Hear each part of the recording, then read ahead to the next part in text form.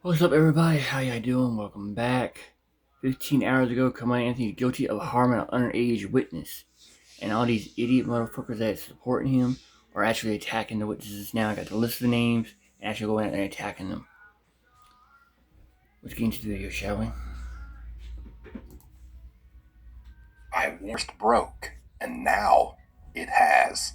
Carmelo Anthony's family has officially leaked the legally obtained identities of two minors, two students, who are the main witnesses of the murder that occurred between Carmelo Anthony and Austin Metcalf. Now, the Carmelo Anthony army is after them, and the perpetrators who leaked this information are literally cheering for this army as they anticipate the imminent harassment of these minors, these kids, and their families. Now, in addition to this, Drew Anthony, who claims himself he's just a lowly car salesman who probably doesn't get many sales, calls himself the real car plug, biggest in the world, in his Instagram bio, has been fired from his job. No surprise there. But don't worry, he's got a new job immediately. He has been hired by Charleston White to work directly for Charleston White. This is the internet's most famous advocate for snitching, which ultimately will doom Carmelo once he does go to prison.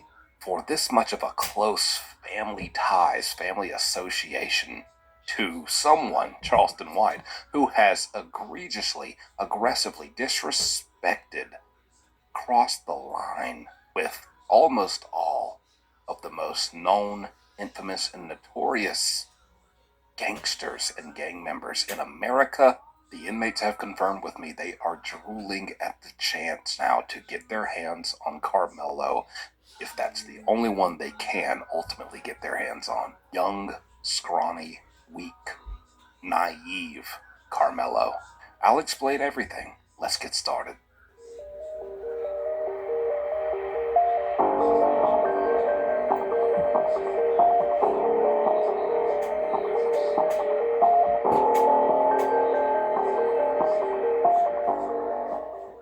Now let's start with this. Sarah Fields, a journalist on X.com, responsible for pretty much every update and every piece of facts you get about the Carmelo Anthony case. No matter which YouTuber you heard it from, it probably came from her. Now, she's been repeatedly harassed by Charleston White, very large figure on the internet, and a pretty much nobody, except within the Carmelo space, user by the fake name of Tiffany Billions. So she made a post and says, report. Two witnesses whose names were protected and redacted in the Austin Metcalf murder police report have just been doxxed by Tiffany Billions' associates. One individual who goes by Love Black, who is friends with Tiffany Billions, can be heard celebrating in a live stream saying, "Oh yeah, we got yo ass, witnesses." The individual who provided the info and photos was known as, quote, Big Tiff. Wonder who that could be. Probably the woman who's very closely associated with Carmelo Anthony's team, who has legally obtained all the identities of all these minor students and kids. We made a big video about this a few weeks ago. Here it is. And this was very concerning because we predicted, hey, the way that they're acting, as unhinged as they are, as much as they love to harass people, on the other side of who Carmelo murdered, this is not going to end well. They're going to put these little kids at risk. They don't care about the safety of these little kids, and now it's been proven because they're celebrating and cheering on a live stream, and I'll show you the clip here where they did that. It's a 1-minute clip, celebrating the fact that they have exposed these two witnesses. And now the unspoken assumption here is that, hey, here's who they are.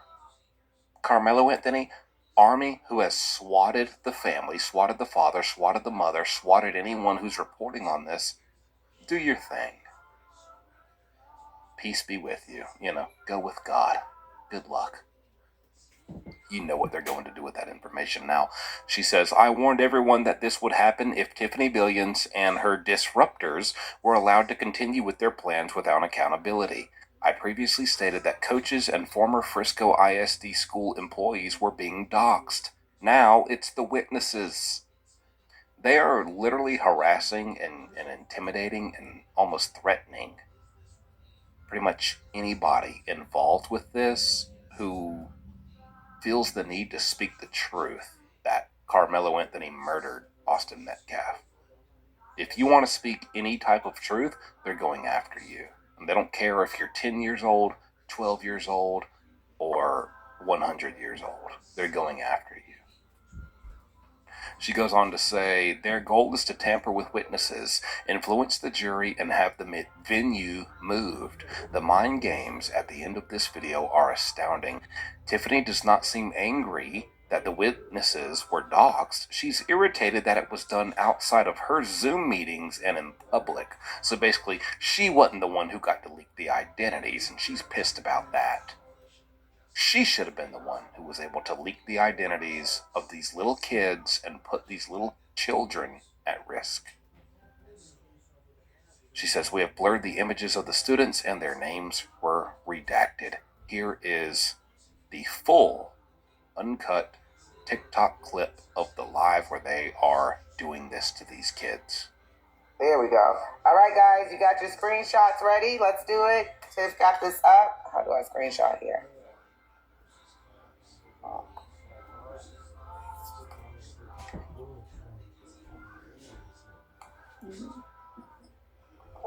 Now, so give me a second and I'll put the other screenshot up. Okay. All right, guys. I hope you do got your screenshot. This is the young man that's been identified.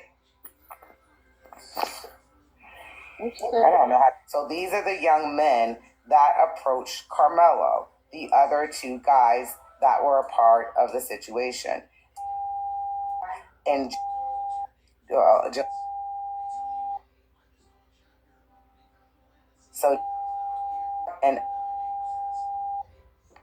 oh yeah, we got your ass, witness. We got your ass, Chocolate. Shout out to Big Tiff on this information. This is beautiful. The witnesses. Excuse me. What I want to say about the witnesses, so we need to leave that alone. We really need to leave that alone. They're going to say what they're going to say. Right. At the time, they were minors. They may not be minors now. But what good does it do the movement for Carmelo to expose who the witnesses are? Nothing. And I don't think that was the intent. It was just like, hey, these are the guys, because there's oftentimes of racial matters being brought up in the discussion, and it kind of validated that it's not really race-based in the sense that the aughts were saying. Okay, but here's I don't think that was the issue. I think the issue was more so.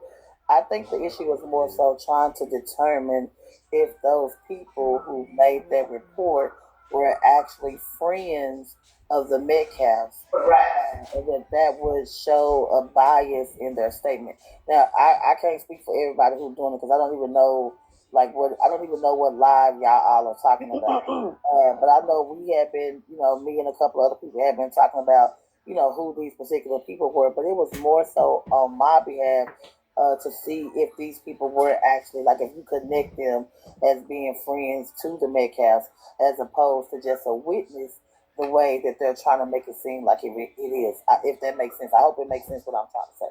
It absolutely does, and that's what we piece together. Wouldn't you agree that it would make sense to do that offline? Yes.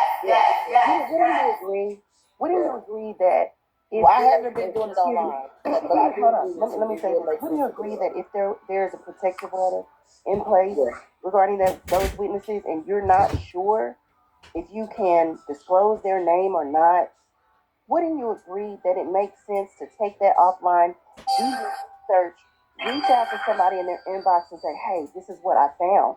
Look, they're related, right? They were at a barbecue together. They kick it over here. They were playing basketball together. Look, And then send that information down the train online so that we can send that to the PI. So as you hear these people talking, oh, it's good that we revealed the identities of these children, these minor students, which is just creepy, pedophilic almost, because them giving their firsthand accounts, it feels like it's a bit racial and it's kind of racist.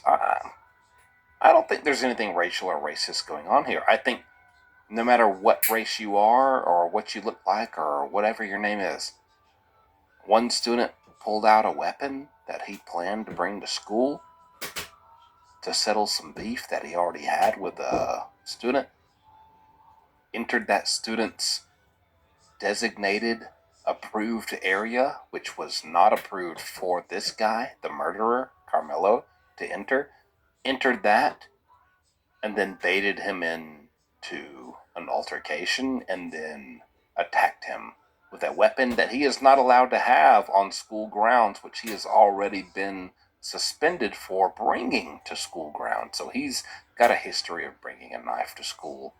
He brought it again and stabbed him to death. A kid stabbed another kid to death for nothing. To get street cred, because you grew up in a rich, prominent part of Texas, but your ideal culture influenced you to believe that you need to be yo, gangsta and tough.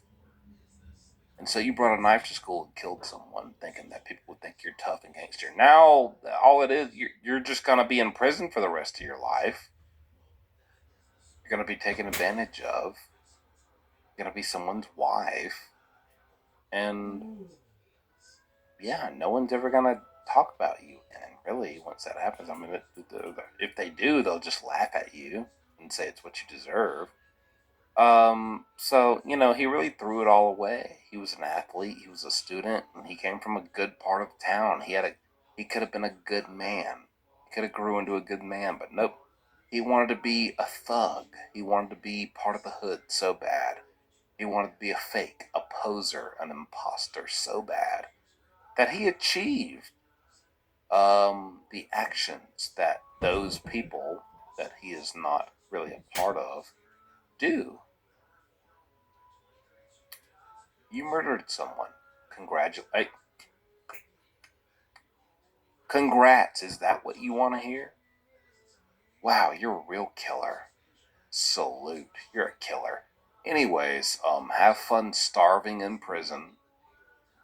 Fighting, throwing roaches, actual, roaches and spiders off of your body every night in your cold, hard cell, laying on a metal slab, no mattress, no pillow, no air conditioning in the summer and no heat in the winter. Good luck. Have fun with that. But hey, you sure is gangsta though. One thing about him, he gangsta. Anyways, let's all continue living our life out here and having a good time. This idiot's inhaling semen particles from someone who ejaculated 6 years ago on the wall right beside where he lays his head down on his bed. Mm-hmm. And if you think I'm exaggerating, I'm not. But anyways, who really cares about what's going on with Carmelo? Because he's fine, because his daddy is fine. By the way, his daddy is still a wanted fugitive in Louisiana for not showing up to court. Okay, they still want him in Louisiana from 2018, maybe 2019, maybe 5-6 years ago. They still want him. He's wanted in a state. This kid's father, Drew Anthony, used to fancy himself, and I'm only going by what he typed out in his Instagram bio. I'm the realest and the thuggest and the hardest and the biggest car plug in America. Which, what he was trying to say is, he's just, he's your entry level car salesman at a standard dealership who probably sells maybe 2-3 cars a month at best. But you know how they do. I'm the car plug. I'm the biggest car plug in America. Holla at your boy. I'm not being. No, I'm not being. No, you can say I am, but I'm not, because I'm just actually going off of and quoting what he put in his own Instagram. He called himself the real car plug with the 100 emoji. Do you think I'm gonna go finance a car with someone who talks like that? Brother, try to be professional, and then on top of that, you're like a wanted fugitive in Louisiana. So apparently, here's Charleston White. He says, I just hired Carmelo Anthony's dad as my personal assistant and publicist, since he was forced to quit his job due to racial white people calling his employment threatening, harassing, intimidating, stalking, and appearing on his most recent job as a top tier, all capitals, top tier high-end automotive car salesman. Brother, let's be real. First of all, I don't think you were ever a top tier at anything you did, much less top tier automotive car salesman. You call yourself the car plug. Well, is this an electric vehicle? Are we talking about plugging it in? I mean, what is a car plug? The only time I've heard plug used is in the black community, in the ghetto, when they're referring to drug dealers. And the plug is usually the person who is it's either a black person or a Mexican who is in the cartel. They're at the highest level. You got the trickle down, you got the middleman who connects the little guy to the big guy, but then you got the little guy who sells 10, 15, 20, $50 worth of substances to people, all day, every day. And then you got the plug who, everything he does, he sells to the suppliers of their community. He's the plug. He's got a lot of stuff. That's what a plug is. And so Drew Anthony wants to be known as a plug within the car salesman community. How ghetto and just ridiculous and trashy is that? Hey, yeah, I have 3 kids and a wife. I want something safe that has passed safety crash course tests, and but is also good and aesthetic and affordable. What can you do for me? Oh, yo, yo, you know who I am, home dog. I'm Drew Anthony, the real car plug. 100 big facts. The biggest car plug in America. I can plug you in with a car. I'll be like, oh, sorry, brother. I speak English. Shake my hand. I'll see you later. And I'll go on down to the Honda or Toyota. I'm a brother. Dude, get the hell out of my face. Dude, you might sell me a car, then come back and steal it. I mean, you're talking like a ghetto hood criminal.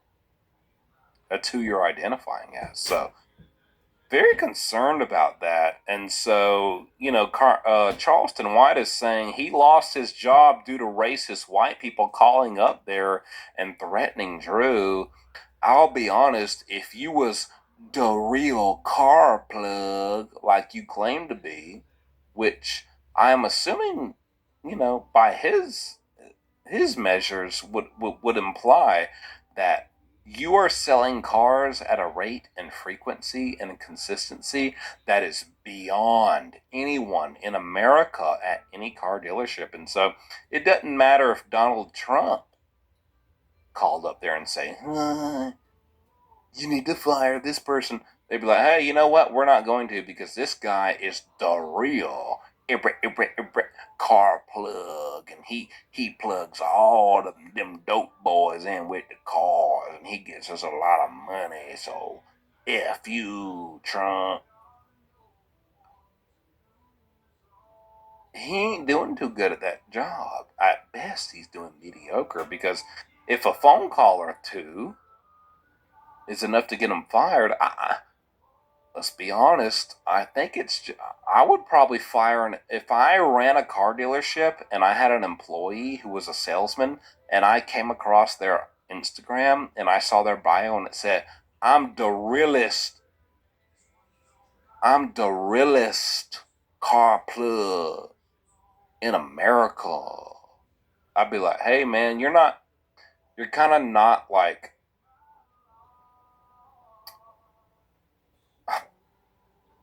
positively representing the company. You need to go.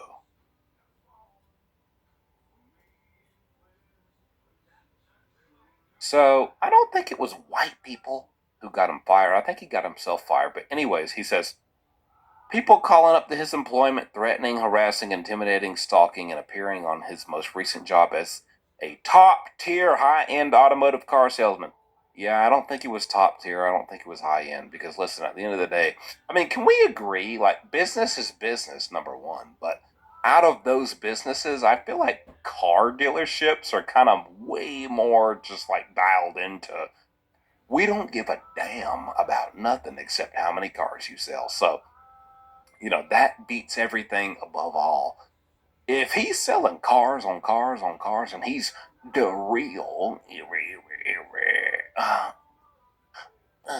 he's the real car plug, I feel like they would have been like, screw you, I don't care, F off. He makes us $300,000 a month in sales, so he ain't going nowhere. He got fired because they just needed a reason. No one's buying from him. He sucks. He's a wanted fugitive in Louisiana. He has warrants out for his arrest, and he's working at a car dealership. All it took was one person to be like, hey man, that guy sucks. Oh, thank you, sir. I appreciate it. Can I give you a new Honda?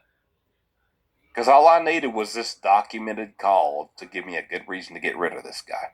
So he lost his job, but Charleston White has said that he has hired him as his personal assistant and publicist. Drew Anthony is Charleston White's new publicist. What does Drew Anthony know about being a publicist? Number one, you have a warrant out for your arrest.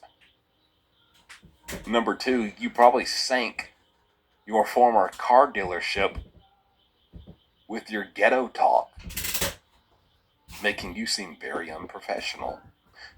When you ghetto talk like that about cars, you're going to attract people who don't have the finances, means, or stability to like accurately and like truly finance a car. You're going to get like pieces of crap who are like, I got like $200 down, and then you'll probably have to hunt me down and hire a tow trucker to haul my car off if you can catch me within 2 months.